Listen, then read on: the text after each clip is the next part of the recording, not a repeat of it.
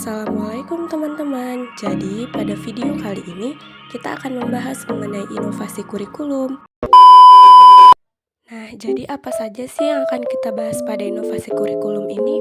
Jadi, pada inovasi kurikulum ini, kita akan membahas mengenai definisi inovasi kurikulum, faktor penerapan inovasi kurikulum, ruang lingkup inovasi kurikulum, jenis inovasi kurikulum, strategi inovasi kurikulum, dan proses pengembangan inovasi kurikulum.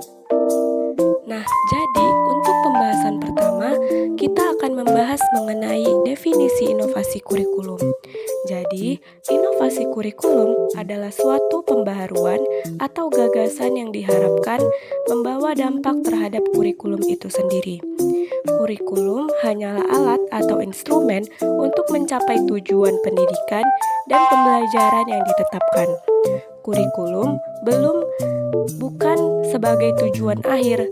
Seiring dengan perubahan masyarakat dan nilai-nilai budaya, serta perubahan kondisi dan perkembangan peserta didik, maka kurikulum mengalami perubahan. Nah, selanjutnya yaitu mengenai strategi inovasi kurikulum. Pada strategi inovasi kurikulum ini terdapat 4 strategi. Yang pertama yaitu strategi fasilitatif. Strategi fasilitatif yaitu untuk mencapai tujuan perubahan sosial, penyediaan fasilitas merupakan faktor yang paling utama dengan tujuan agar program perubahan sosial dapat berjalan dengan mudah. Yang kedua yaitu strategi pendidikan. Strategi pendidikan berarti mengadakan perubahan sosial dengan cara menyampaikan informasi untuk melakukan suatu tindakan dengan tujuan manusia mampu membedakan fakta serta mengatur tingkah laku yang dialaminya. Yang ketiga yaitu strategi rujukan.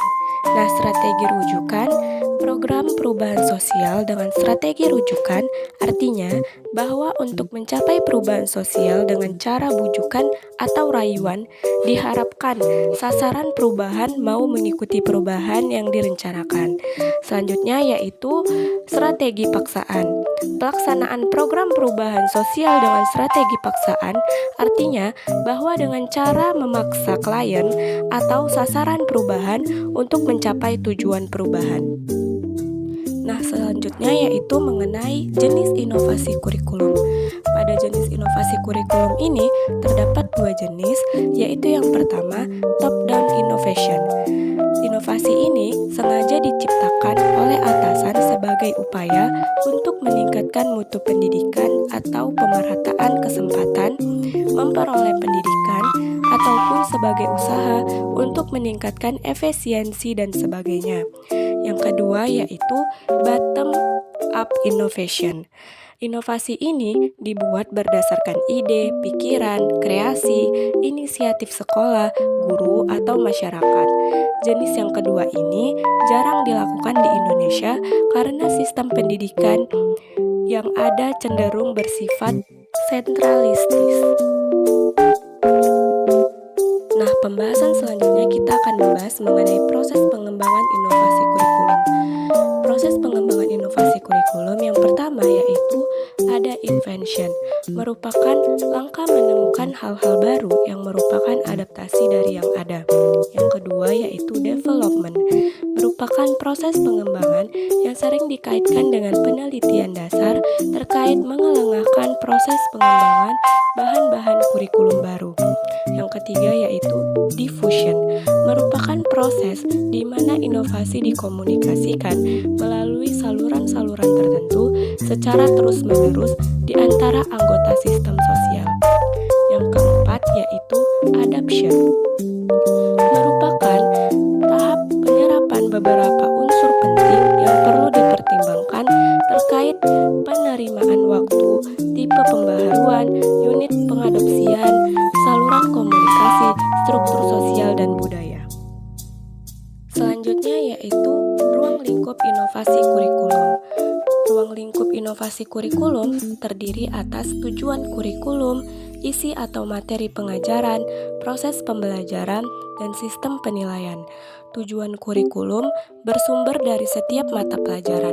Jadi, setiap terjadi perubahan mata pelajaran, maka setiap itu pula terjadi perubahan kurikulum.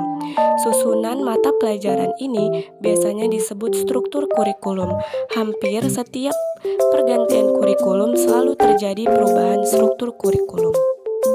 Untuk pembahasan yang terakhir yaitu mengenai faktor penerapan inovasi kurikulum.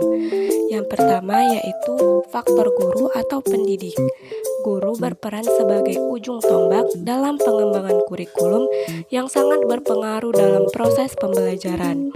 Yang kedua yaitu faktor peserta didik atau siswa. Peserta didik dapat menentukan keberhasilan melalui penggunaan inteligensia, kemampuan motorik, pengalaman, kemauan, dan komitmen yang timbul dalam diri mereka tanpa adanya paksaan. Faktor selanjutnya yaitu faktor program pembelajaran. Program pembelajaran dan pangkatnya merupakan pedoman dalam implementasi kurikulum di sekolah.